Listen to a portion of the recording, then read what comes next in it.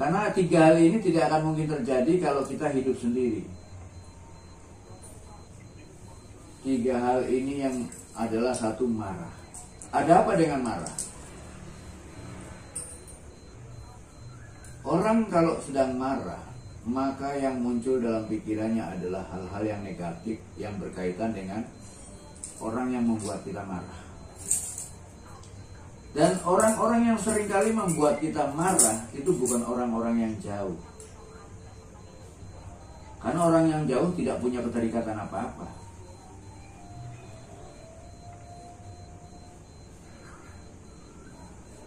Seorang bapak bisa marah dengan anaknya. Atau bahkan seorang anak bisa marah dengan bapaknya. Ya. Atau seorang istri bisa marah dengan suaminya. Atau seorang suami bisa marah dengan istrinya. Atau seorang kakak bisa marah dengan adiknya. Maka jangan heran, musuh besar yang ada di dalam kehidupan kita itu bukan orang jauh.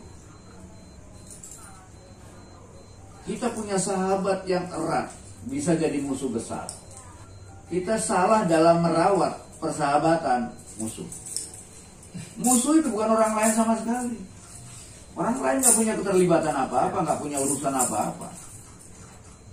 Kita tidak akan sakit karena orang lain. Kita menjadi sakit hati karena kita punya hubungan.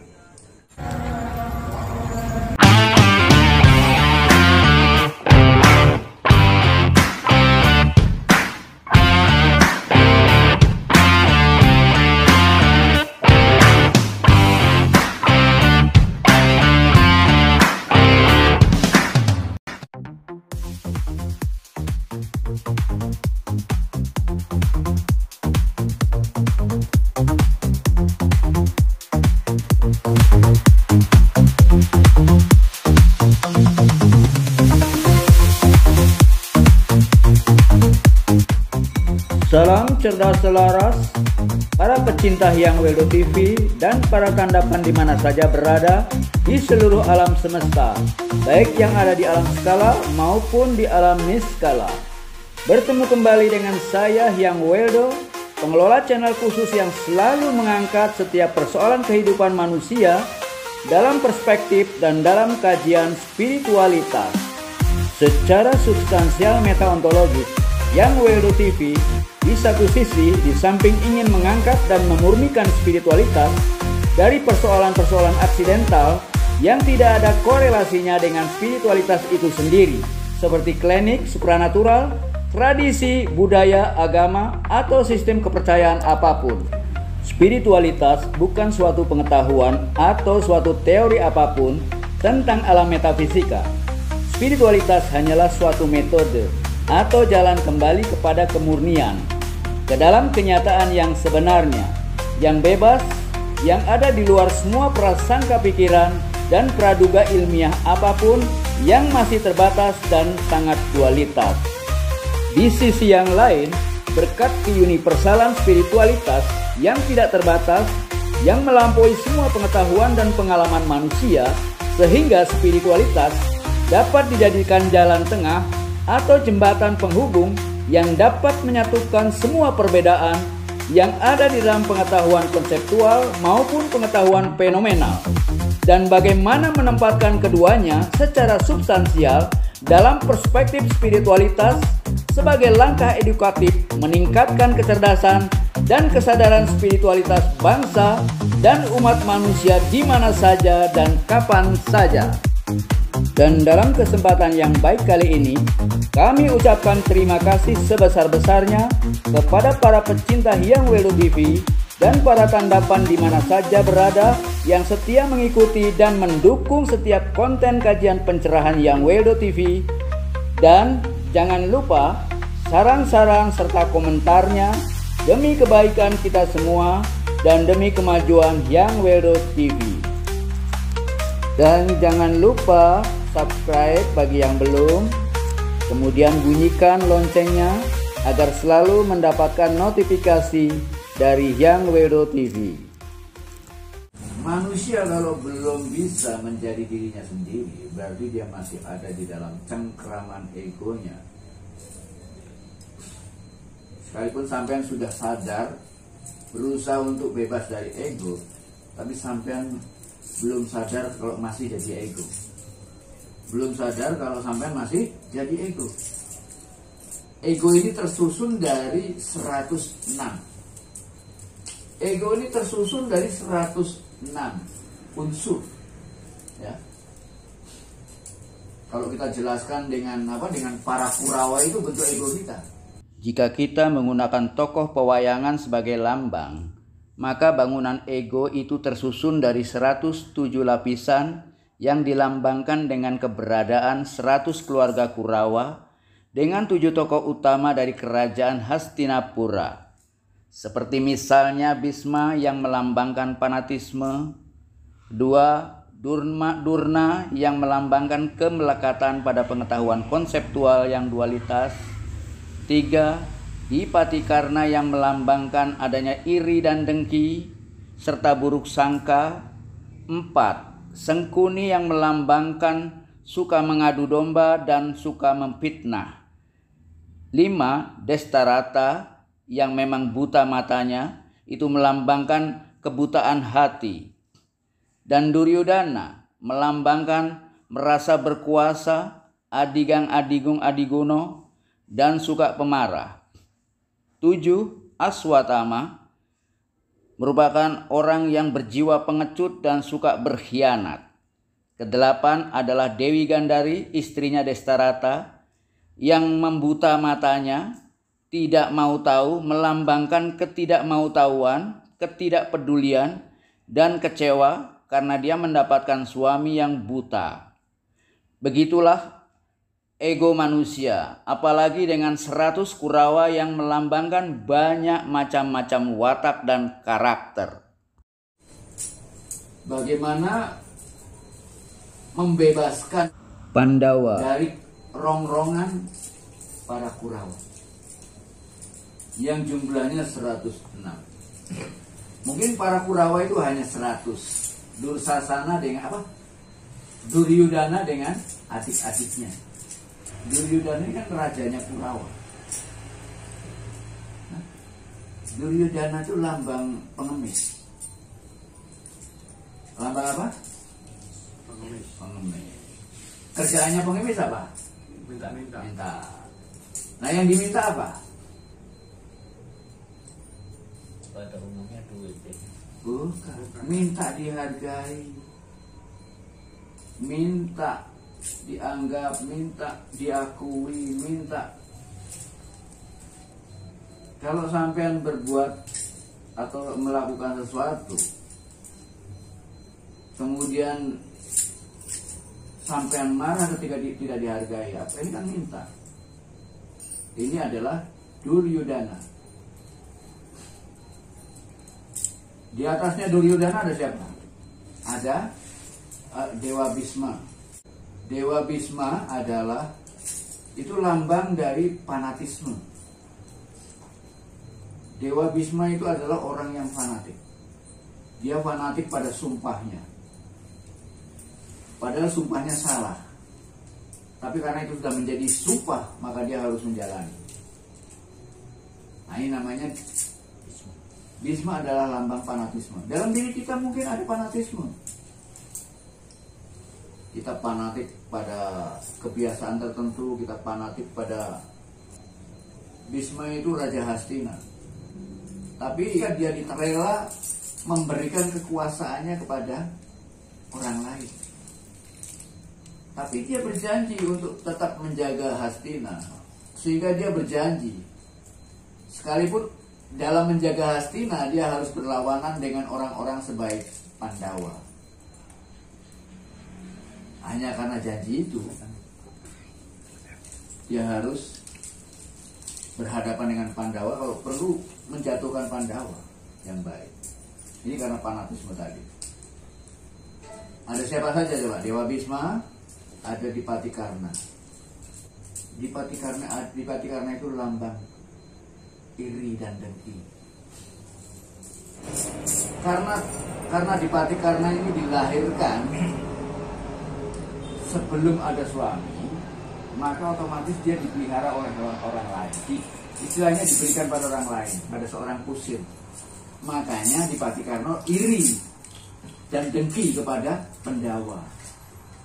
Sebetulnya Dipati Karna itu sama sekandung, tapi karena dia lahir sebelum nikah, sehingga hidupnya dia terlantar, tidak terpelihara, terhina. Sehingga Dipati Karna tuh benci sekali sama Pendawa, karena Pendawa ini dijaga baik-baik sebagai anak, diperlakukan seperti itu. Nah, jadi dia ada iri dan dengki.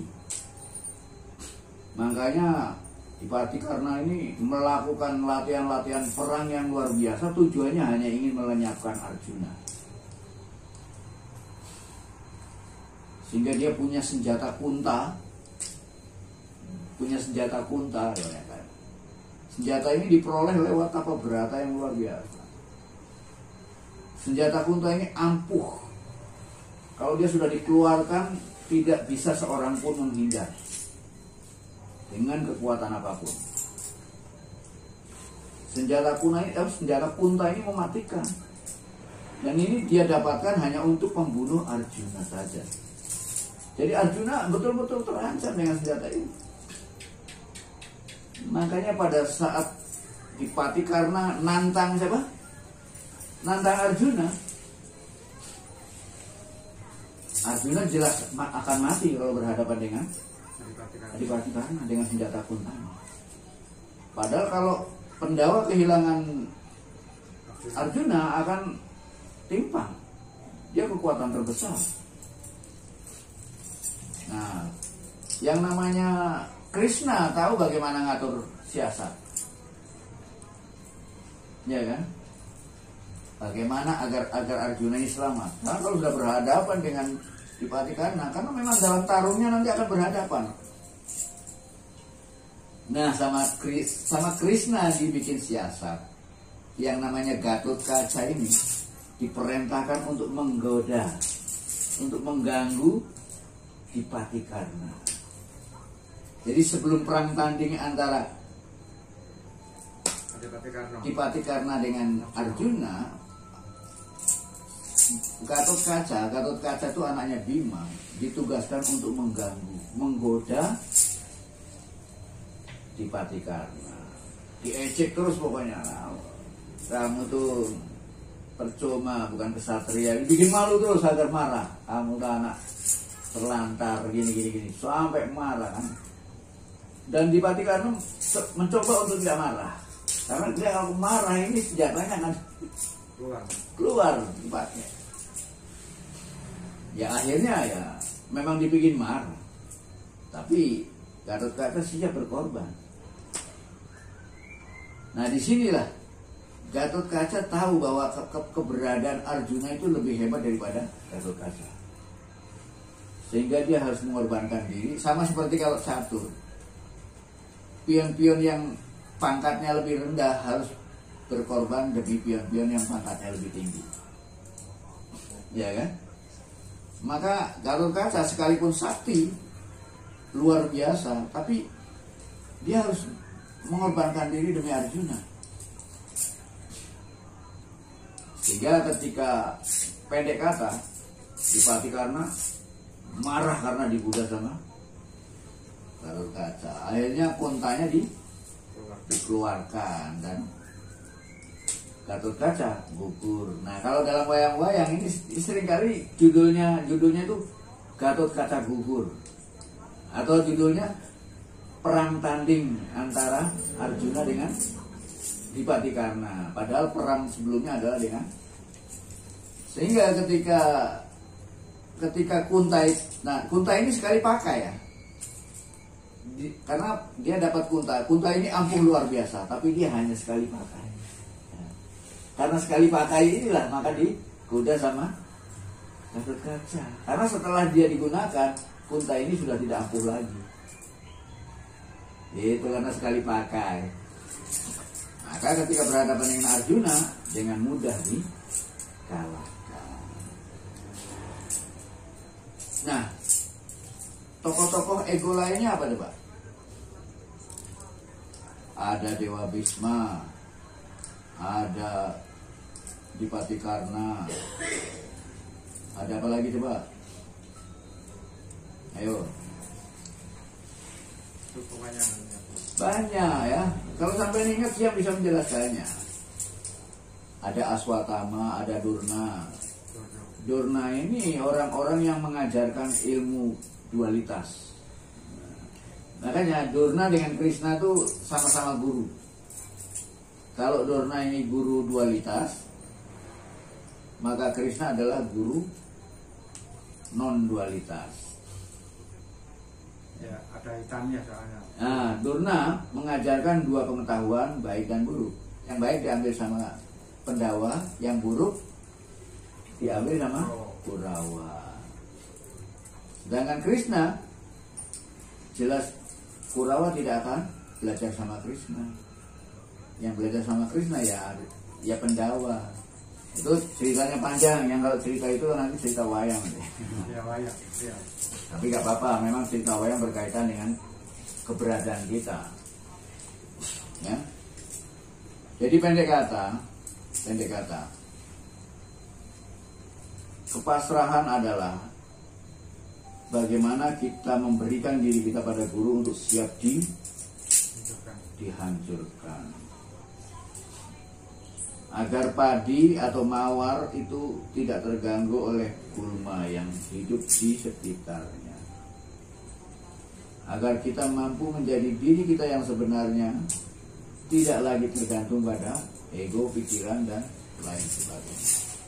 Ini berkaitan dengan masalah padi. Ini dicontohkan dengan padi. Maka ada apa dengan padi? Di situ berkaitan erat dengan persoalan-persoalan yang bisa membuat kita jatuh. Ada 3 hal yang harus kita hindari. Ada 3 hal yang harus kita hindari. Karena 3 hal ini akan membuat kita jatuh dalam kehidupan ini. Akan membuat kita terhina. 3 hal ini akan muncul dalam diri kita kalau kita tidak menyiangi rumput-rumput yang hidup dalam kehidupan kita. 3 hal ini merupakan bentuk dari, merupakan wujud daripada ego itu sendiri. Ketika dia bereaksi, tahu 3 hal yang bisa merugikan kita. 3 hal yang bisa merugikan kita, 1 adalah marah. 2 serakah, 3 dengki. Maka dalam berguru, dalam bersosialisasi, ataupun dalam segala hal hubungan, karena 3 hal ini tidak akan mungkin terjadi kalau kita hidup sendiri. 3 hal ini akan terjadi karena kita hidup dengan yang lainnya. Hidup dengan yang lainnya termasuk dengan anak, istri, guru, mertua, bapak, ibu, dan lain sebagainya. 3 hal ini yang adalah 1 marah. Nah, ada apa dengan marah? Orang kalau sedang marah, maka yang muncul dalam pikirannya adalah hal-hal yang negatif yang berkaitan dengan orang yang membuat kita marah. Dan orang-orang yang seringkali membuat kita marah itu bukan orang-orang yang jauh. Karena orang yang jauh tidak punya keterikatan apa-apa. Seorang bapak bisa marah dengan anaknya.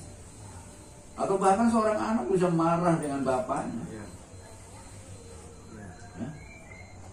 Atau seorang istri bisa marah dengan suaminya. Atau seorang suami bisa marah dengan istrinya. Atau seorang kakak bisa marah dengan adiknya.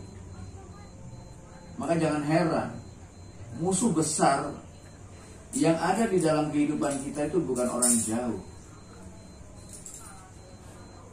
Kita punya sahabat yang erat, bisa jadi musuh besar.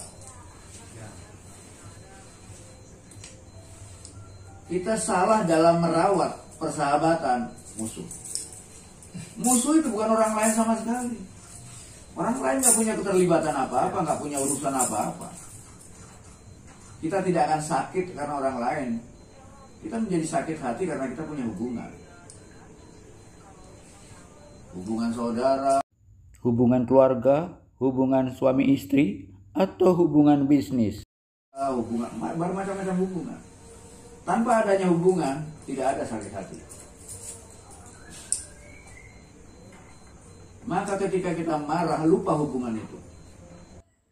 Dan secara emosional, karena kemarahan dan kekecewaan itu, dengan mudahnya dia akan mengutuk buruk dan bersumpah serapah secara egois, menjadi lupa pada hubungan cintanya yang katanya murni, lupa hubungan suami, lupa hubungan istri, lupa hubungan anak, lupa hubungan orang tua, lupa saudara, benar-benar menjadi lupa daratan dan benar-benar menjadi kesetanan. Paling tidak kita hanya bisa memakai jancuk kita. Ya kan? Jancuk nggak teli wong ini. Paling tidak gitu kan. Tapi kalau kita sampai, kalau marahnya seperti itu mungkin nggak berefek. Ya. Soalnya marahnya kuat ya. Tapi kalau marahnya itu ada di dalam hati, kemudian dia seperti apa? Berjanji atau mengatakan sesuatu, menyimpulkan sesuatu, kan banyak cerita itu, bahkan fakta. Sudah banyak menjadi fakta dan berita jika ada anak tega menghabisi nyawa bapak atau ibunya sendiri, atau sebaliknya ada bapak tega menebas leher anaknya sendiri. Ada pula istri yang tega meracun suaminya hingga tewas, atau suami yang menikam istrinya sendiri, atau seorang kakak yang membacok adiknya sendiri, dan sebaliknya ada pula adik yang menikam kakaknya sendiri karena kemarahan dan lain sebagainya. Mencoba Ya di sini bukan main coba-coba lagi. Orang ya kalau latihan silat coba-coba, ini bukan latihan silat. ya, kalau suka natural Ya.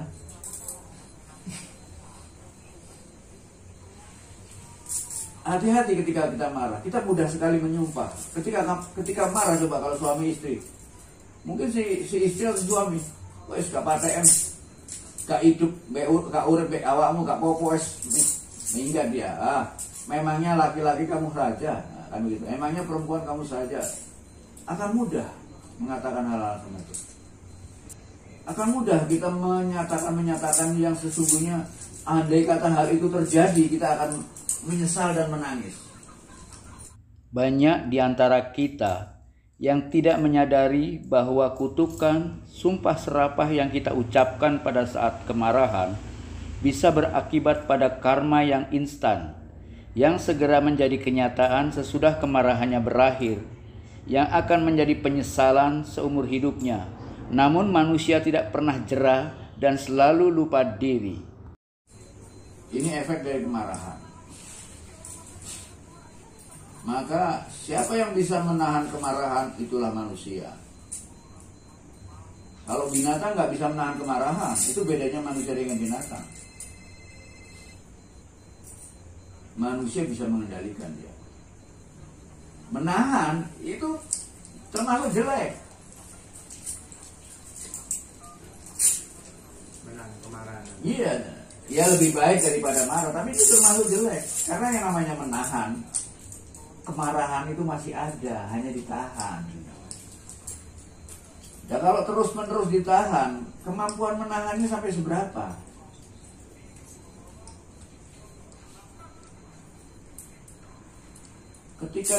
Ketika sudah jumlah kemarahannya sudah memuncak, udah nggak bisa menahan lagi, ya bentuknya bisa macam-macam. Kalau lewat belakang, lewat depan. Maka oleh karena itu kita harus mampu mengendalikan kemarahan ini. Orang yang bisa menyadari saat kita marah itu luar biasa.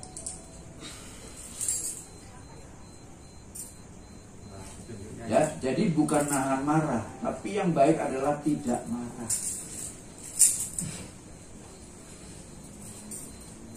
Ketika ada orang menyakiti kita, kita tidak marah. Tapi marahnya seorang guru beda.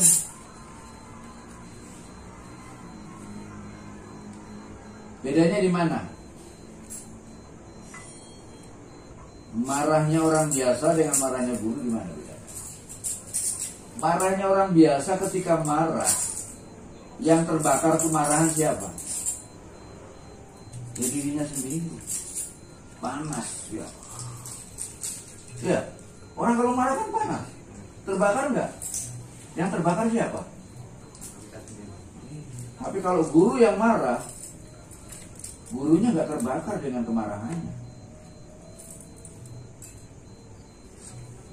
Guru bisa bermain dengan kemarahannya. Guru sadar bahwa orang ini harus dimarahi. Marahnya bukan reaksi tapi respon. Marah yang merusak adalah marah yang muncul karena reaksi. Memang ada orang-orang tertentu yang butuh dimarahi. Tapi bagaimana marah yang cerdas? Jadi marah itu ada dua macam. Marah yang kita lakukan karena reaksi dengan marah yang kita lakukan karena tanggapan. Anak-anak yang nakal butuh dimarahi. Tapi bagaimana caranya marah yang cerdas? Marah itu perlu tapi harus tepat. Marah yang muncul sebagai reaksi itu tidak sehat. Nah, seperti yang bilang, marah yang muncul karena reaksi itu akan berefek kembali kepada dirinya sendiri. Rusak lambungnya, rusak pikirannya, seluruh organ tubuh yang berkaitan dengan persoalan emosional itu akan rusak. Ya. Tapi marahnya seorang guru, yang celaka adalah yang dimarahi. Maka guru pun juga harus bisa mengendalikan. Marahnya orang tua itu berbahaya buat anak-anaknya. Marahnya guru berbahaya buat murid-muridnya. Tapi guru tidak akan melakukan semacam itu. Tapi kalau guru marah memang itu perlu bagi murid-muridnya untuk kedisiplinan dirinya masing-masing. Jadi yang disebut guru itu bukan orang yang bermanja-manja. Karena murid-murid yang belajar ini kan murid-murid yang ingin bangun, murid-murid yang ingin merdeka. Maka guru akan marah ketika murid-muridnya keasikan dengan kesenangan-kesenangannya. Seperti ketika Arjuna menolak untuk perang melawan Kurawa, marah. Ya? Marah. Saya nggak sanggup perang karena yang aku lawan adalah saudara-saudaraku sendiri. Ya memang Arjuna ini disuruh memerangi kebiasaannya. Sulit nggak? Aku nggak sanggup hidup tanpa rokok misalnya. Kalau aku dilarang untuk menjauhi rokok, aduh aku nggak sanggup. Ini kan perangnya Arjuna begitu. Karena yang harus dia perangi adalah orang-orang yang dicintai, kebiasaan-kebiasaan yang dia sukai.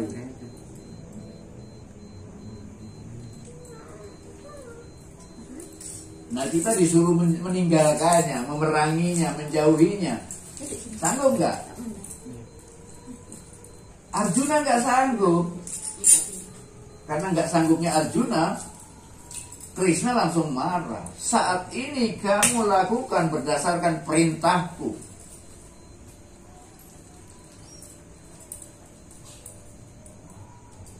Krishna sampai tegas begitu.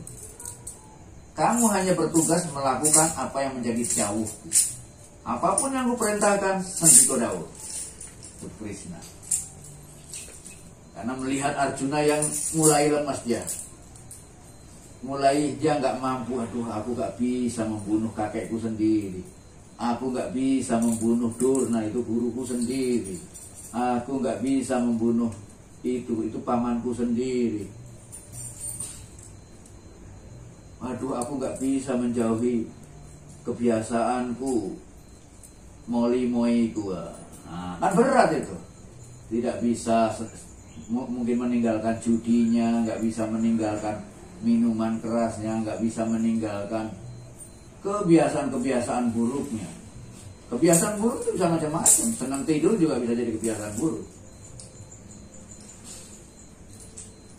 nggak disiplin, kurang tanggap. Nah, semua hal yang membuat kita terjatuh, yang membuat kita, ya itu harus kita lawan. Gak jauh beda dengan Arjuna pun gak sanggup melawan. Tapi kalau gak ditegasi oleh Krishna, saat ini apa yang bisa kamu lakukan karena perintahku, lakukanlah. Pandang aku sebagai gurumu, lakukan perintahku. Ini persoalan metafor ya. Jadi berat memang melawan kebiasaan sendiri, merubah kebiasaan sendiri bukan berat. Karena perang kita bukan perang melawan orang lain, melawan diri kita sendiri, melawan keinginan kita sendiri, melawan ego kita sendiri.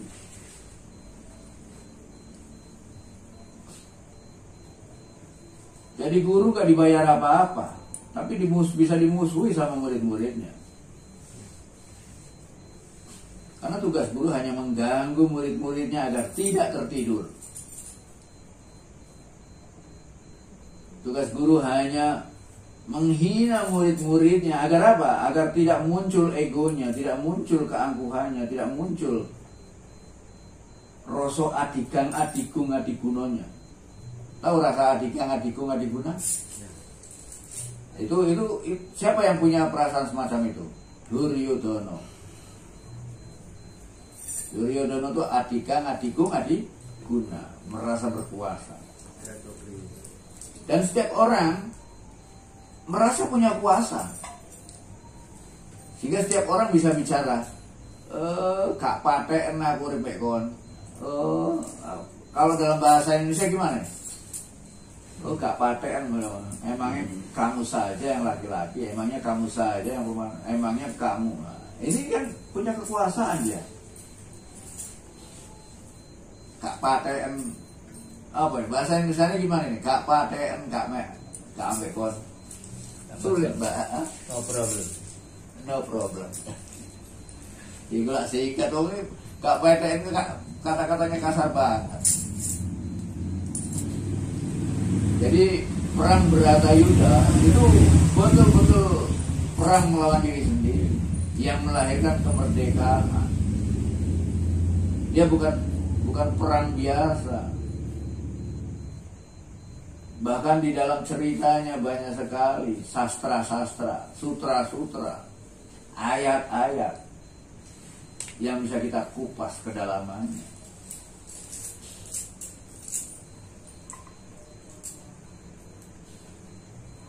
Karena bagaimanapun juga tugas kita dalam kehidupan kita agar kita tahu siapa diri kita yang sebenarnya.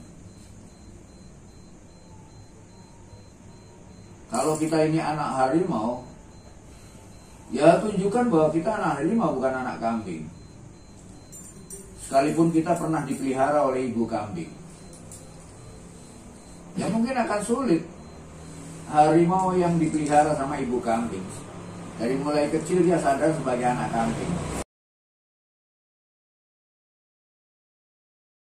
Ini dibutuhkan kecerdasan dan pengalaman.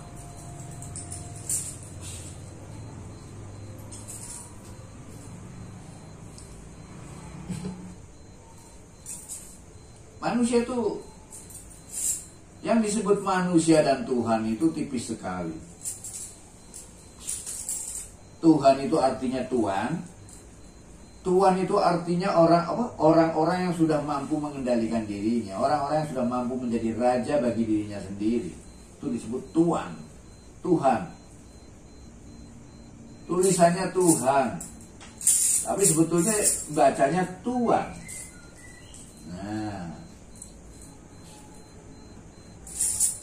sama dengan tulisannya pengetahuan. Tulisannya kan pengetahuan. Kalau kita nyebut saya tahu, nyebutnya kan saya tahu, tulisannya gimana? Tahu. Saya tahu. Tapi kalau kita mengucapkannya saya tahu, artinya apa? Saya makan. Nah, berarti saya ini tempe atau tahu. Beda. Kalau kita dalam pengucapan kita nyebutnya saya tahu, tulisannya saya tahu. Kalau kita nyebut saya tahu, berarti saya ini tahu yang bisa dimakan, bisa digoreng. Nah. Jadi huruf H dalam bahasa Indonesia itu tidak berbunyi. Dalam bahasa Prancis juga huruf H tidak berbunyi. Karena huruf A dalam abjad Honocoroko atau dalam abjad Jawa, bacanya kita A, tapi tulisannya apa? H. Hanacaraka itu sebenarnya bacanya Anacaraka. Kalau orang-orang sekarang nyebutnya Hanacaraka itu keliru. Sebetulnya kita harus bacanya Anacaraka, karena H itu bacanya A. Tulisannya Hana, tapi bacanya harus Ana. Orang Jawa sudah mulai turun menurun. Ya. Dalam bahasa Prancis juga begitu, H hilang. Dalam semua kata-katanya kalau ada huruf H-nya hilang. Kalau dalam bahasa Inggris huruf R hilang. Dalam bahasa Prancis huruf S juga hilang. Ayo, yang punya pertanyaan silakan untuk mengembangkan dialog ini. Mungkin Bunda punya pertanyaan? Ayo Bunda. Duh, Bunda duduk sama Pak Dakur loh. Ayo, yang punya pertanyaan. Monggo. Takon. Nah, kalau di Bali, metakon. Ya, orang Bali gitu ya. Orang Bali kalau bilang takon tuh enggak metakon. Karena orang Bali nggak bisa nyebut takon. Orang Bali bisanya takon. Karena bisa dalam huruf Bali, huruf ta sama da itu nggak ada. Sehingga huruf Anacaraka di Bali itu hanya 18 huruf. Kita punya 20. Di sana hilang ta sama da. Nah itu. Makanya orang Bali nggak bisa nyebut sate. Orang Bali bisa nyebutnya sate. Nggak bisa nyebut patung, nggak bisa patung. Ini perbedaan bahasa. Tiap daerah, setiap negara, setiap suku, setiap bangsa punya tekanan-tekanan dalam berbahasa dan berdialog.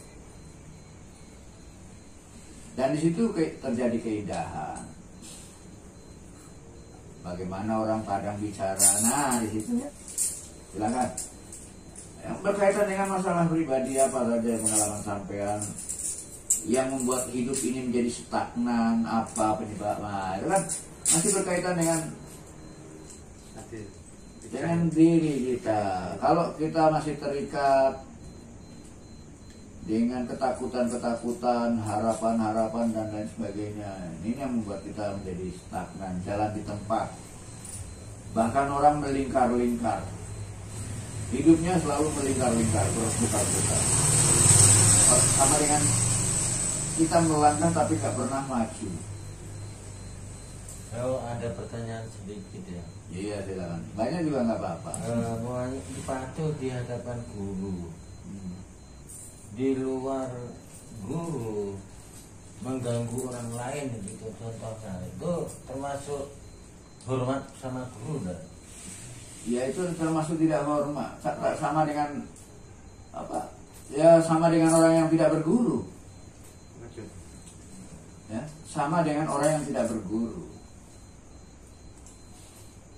Sama dengan orang yang tidak belajar, berguru lah katakanlah begitu. Karena tidak berubah. Yang namanya berguru berarti ada perubahan.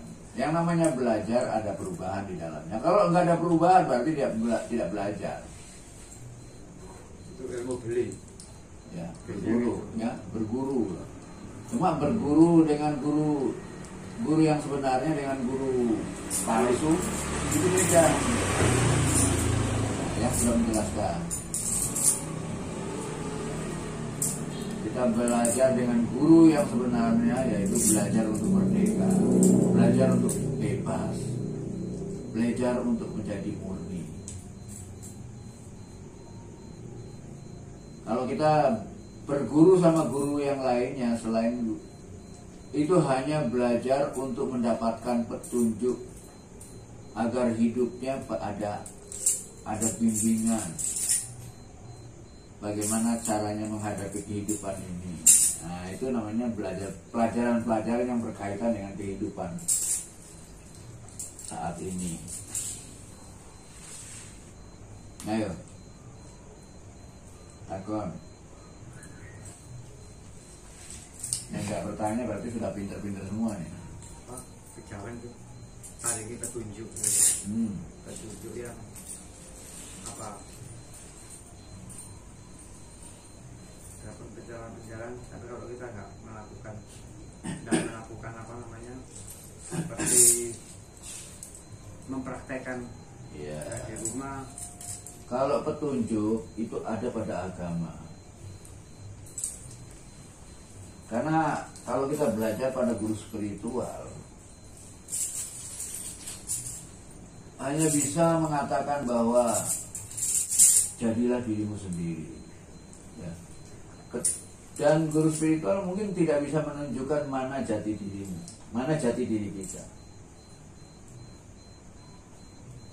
Guru hanya bisa mengatakan pada murid-muridnya, yang disebut jati diri adalah bukan dirimu. Yang kamu sadari adalah bukan dirimu.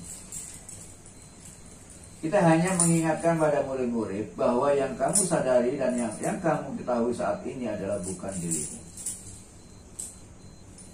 Sehingga si murid-murid punya tugas untuk bisa bedakan mana diri yang sebenarnya dan mana yang bukan diri. Bukan menunjukkan ini loh dirimu, bukan. Karena diri itu harus kamu temui sendiri.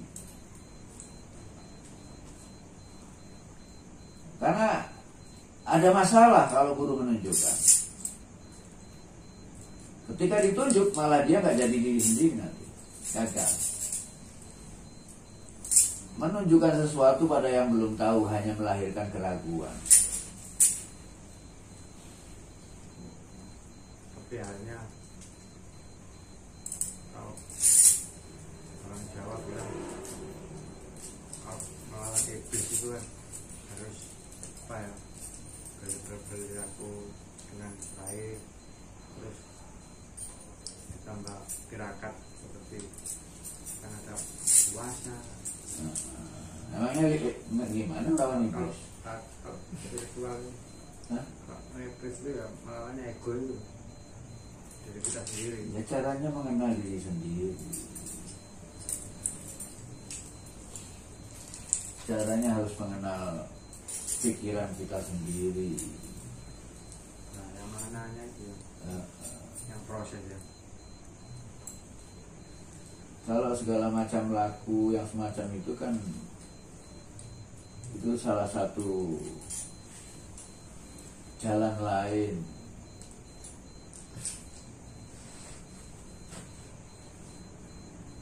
mengarahkan kita pada satu keadaan agar kita bisa berpikir jernih dan mengetahui sendiri. Dan sekarang seperti tadi Tekan putih ya? siap untuk dihinakan.